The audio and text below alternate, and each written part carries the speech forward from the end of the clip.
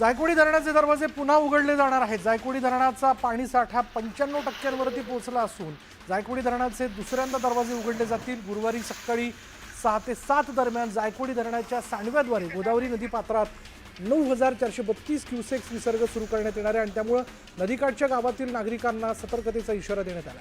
अतिवृष्टीच्या इशाऱ्यानंतर खबरदारी म्हणून हा निर्णय घेण्यात आला।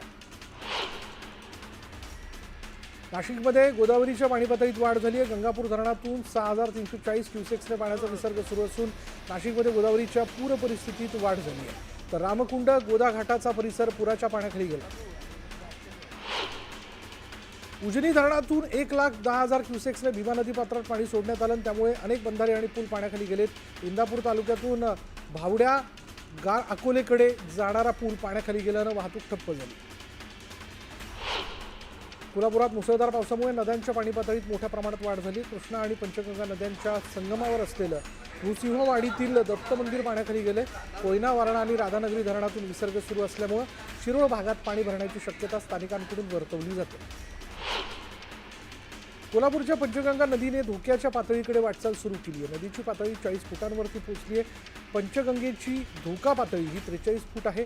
धोका पातळी गाठायला अवघं 3 फूट पाणी बाकी आहे आणि पंचगंगेच्या उगमस्थान असणाऱ्या प्रयाग चिखली इथलं दत्त मंदिर देखील पाण्याखाली गेलं आणि या ठिकाणी असणाऱ्या पुलाचं काठोकाठ पाणी आलं।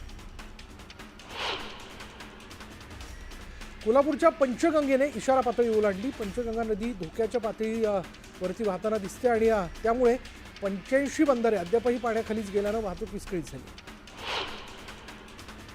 कोल्हापूरच्या शाहूवाडी तालुक्यातील कान साखोऱ्यात अतिवृष्टीमुळे वारणा नदी आणि कांसा नदी यांचा संगम असलेल्या मालेवाडी गावाशेजारी रस्त्यावर पाणी साचल्यानं 16 गावांचा संपर्क तुटला आणि त्यामुळे मालेवाडीसह नदीकाठच्या गावांना प्रशासनाने सतर्कतेचा इशारा दिला।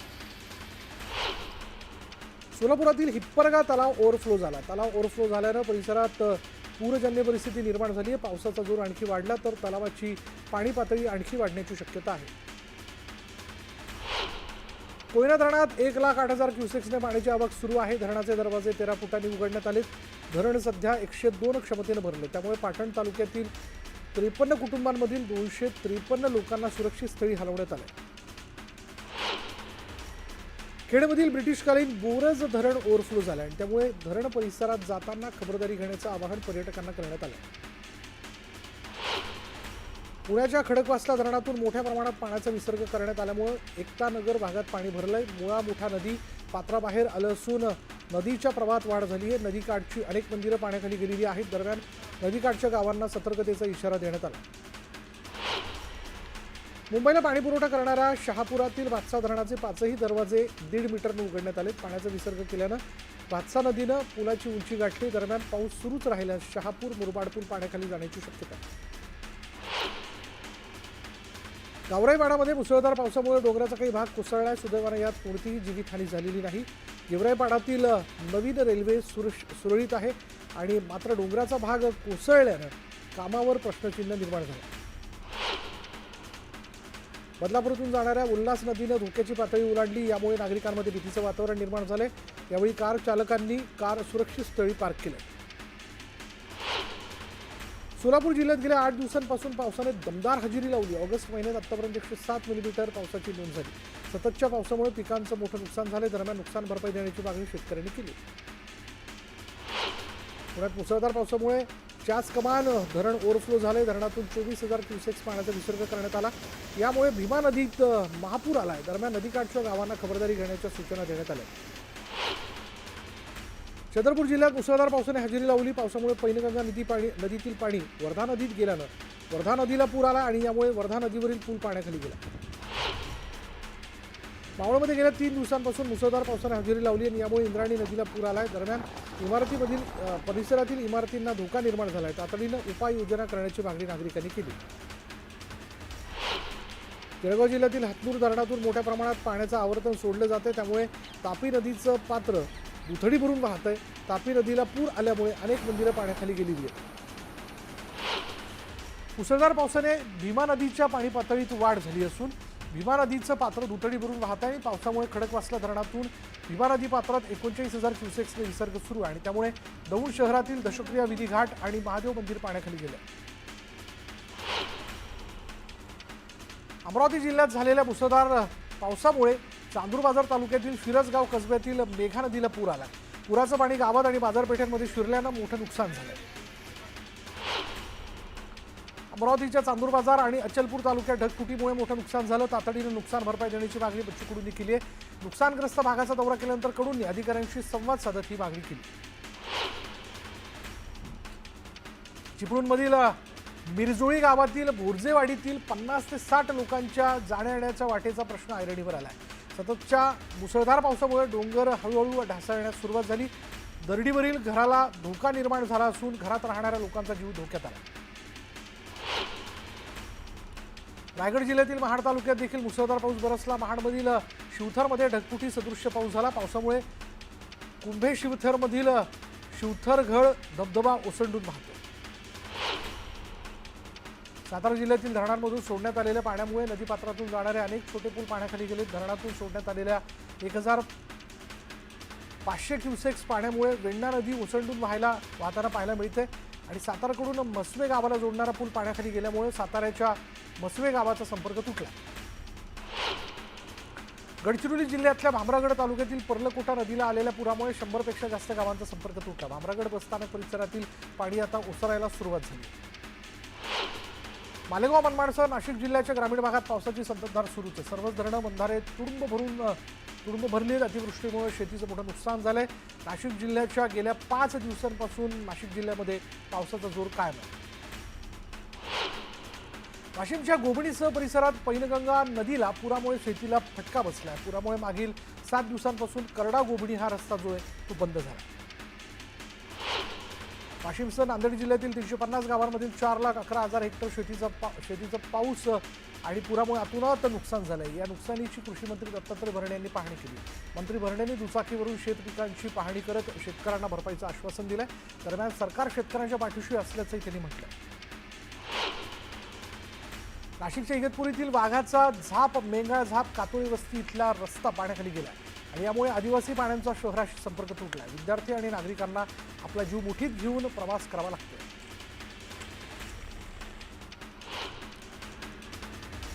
आणि आता वेळ झाली का ब्रेक घेऊयात. पहा फक्त news 18 Lokmat.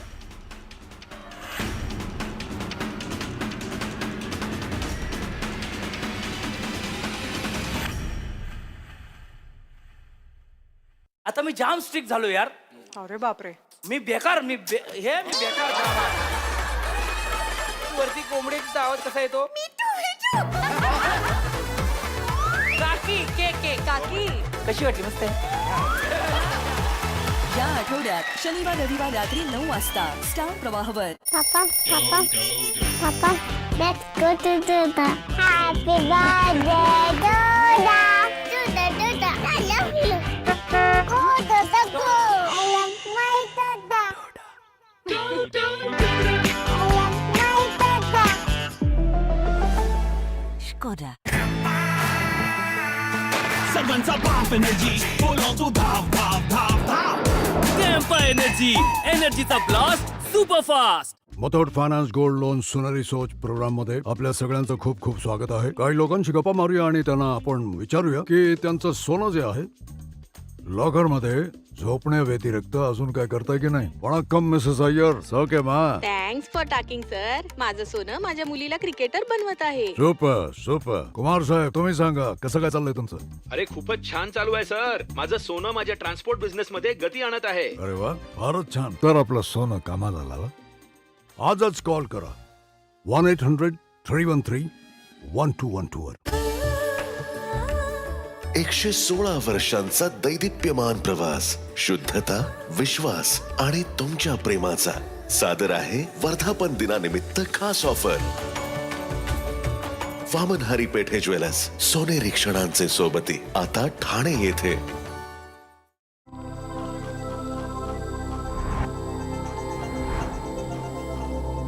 Ten years of Creta, legend forever.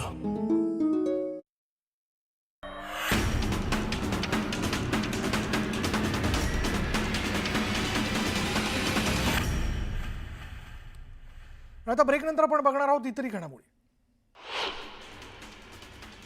प्रकृती बिघडल्यानं उपचारासाठी जात असताना पुरामुळे भामरागडमध्ये अडकलेल्या अंगणवाडी सेविकेच्या मदतीला गडचिरोली पोलीस धावून आले. या महिलेला उपचारासाठी हेलिकॉप्टरच्या मदतीने गडचिरोलीतील रुग्णालयात दाखल करण्यात आलं. त्यामुळे सीमा बांबोडे या अंगणवाडी सेविकेचा जीव वाचला.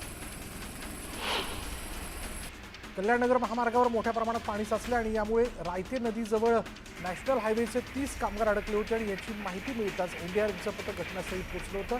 पोकलेनच्या मदतीने सर्व कामगारांचा सुखरूप रेस्क्यू करण्यात आला. पुण्याच्या चांडोह लाकण गावातील पूल पाण्याखाली गेला. दरम्यान पुराच्या पाण्यातून तरुणांनी स्टंटबाजी करत रस्ता पार केला. अनेकांनी अडवलं, मात्र स्टंटबाज तरुण जीव धोक्यात ठेवून पुरातून रस्ता पार करतानाचं दृश्य समोर आलंय. छत्रपती संभाजीनगरच्या वेताळवाडी रुद्रेश्वरमध्ये पर्यटनासाठी आलेले 7 जण अडकले होते. अचानक पुराचा प्रभाव वाढल्यानं नागरिकांना तात्काळ धाव घेत 7 जणांना वाचवलं. सुदैवानं अनर्थ टळला. पुण्याच्या राजगड तालुक्यातील मेट पिलावरे गावातील जोरकरवाडी इथे पूल नसल्यानं शाळकरी मुलांना जीव धोक्यात घालून ओढा पार करावा लागतो. तुडुंब भरलेल्या ओढ्यातून पालक साखळी करून मुलांना शाळेत पोहोचवताना दिसत आहेत.